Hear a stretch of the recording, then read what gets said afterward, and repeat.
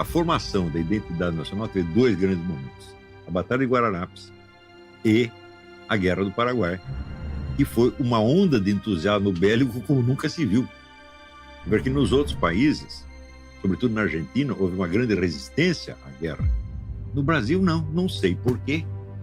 Houve uma onda de entusiasmo bélico e isso sedimentou naquele momento a unidade nacional. Quer dizer, a cultura brasileira, como bem assinalou o Machado de Assis, era voltada para a busca de uma identidade nacional. E naquele momento a guerra apareceu como a solução mágica da formação da identidade nacional. Vamos examinar como é que começa essa tal de Guerra do Paraguai. O prata sempre foi um problema. Você percebe que nós perdemos a Cisplatina, teve a Guerra da Cisplatina. Mas posteriormente houve uma guerra interna no Uruguai. A crise ocorreu por uma disputa de poderes entre os dois partidos uruguaios.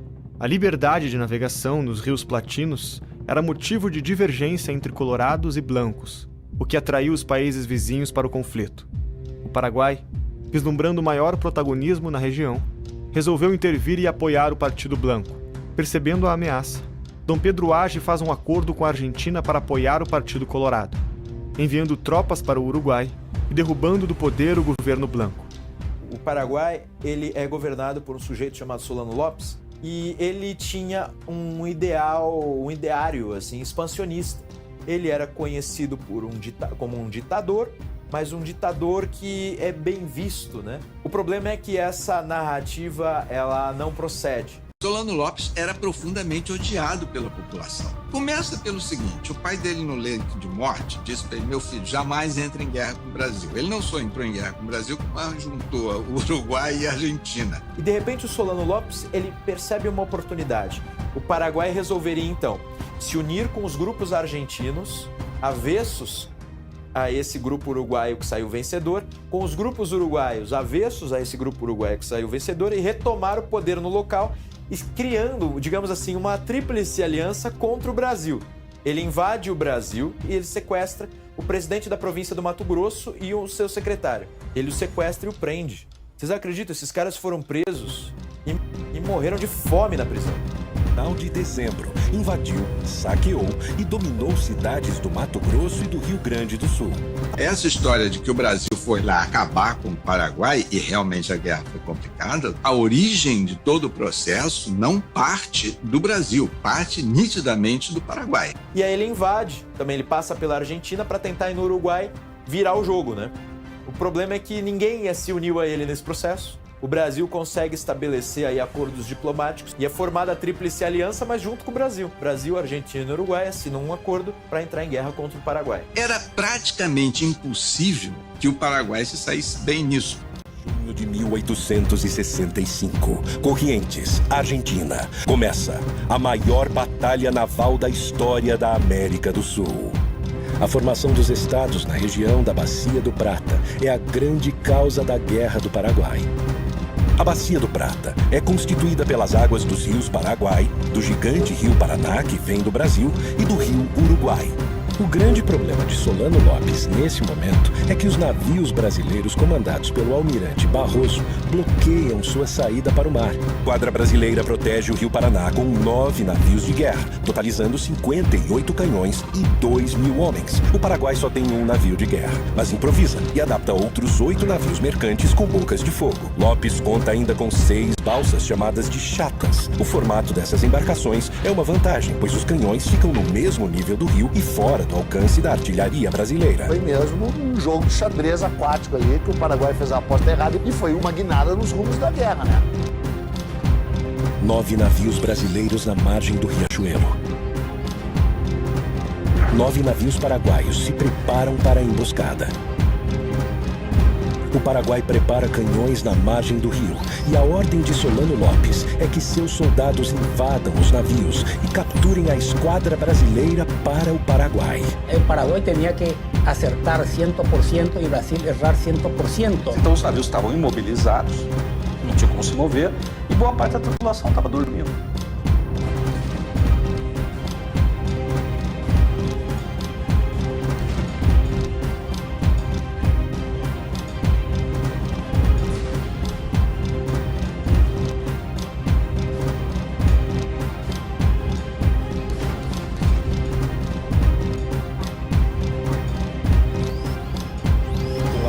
surpresa. O Paraguai leva vantagem no início da batalha, mas uma decisão do almirante Barroso vira o jogo para o Brasil. Inspirado pelo ariete, uma antiga máquina de guerra usada para romper muralhas e fortalezas, Barroso aproveita as embarcações brasileiras revestidas de aço para estraçalhar a esquadra inimiga. Ele parte para cima dos vapores paraguaios e muda o rumo da batalha.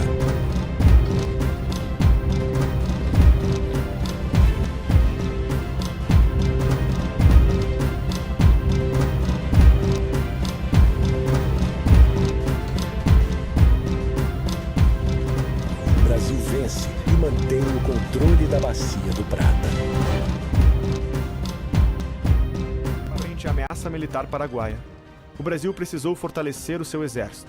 Eu lembraria o seguinte, que quando a guerra começa, o Paraguai estava com 85 mil homens em arma com equipamento de último tipo. O Brasil estava com 20 mil com equipamento defasado. Apelando para os sentimentos do povo brasileiro, Dom Pedro cria a Unidade Militar dos Voluntários da Pátria.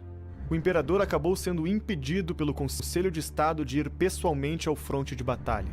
Contrariado, Dom Pedro fez um memorável pronunciamento, dizendo que se o impedissem de ir como imperador, nada o impediria de ir como voluntário da pátria. O monarca ficou conhecido popularmente como voluntário número 1. No comando de uma tropa de voluntários da pátria estava o então Major Deodoro da Fonseca. O militar se destacou na guerra por seus atos de bravura, recebendo a Imperial Ordem do Cruzeiro. Posteriormente, seria promovido de cargo até chegar a marechal e presidente da província do Rio Grande do Sul. Não resistindo ao ímpeto das potências aliadas, as forças paraguaias foram dizimadas. Mais da metade da população paraguaia pereceu na guerra.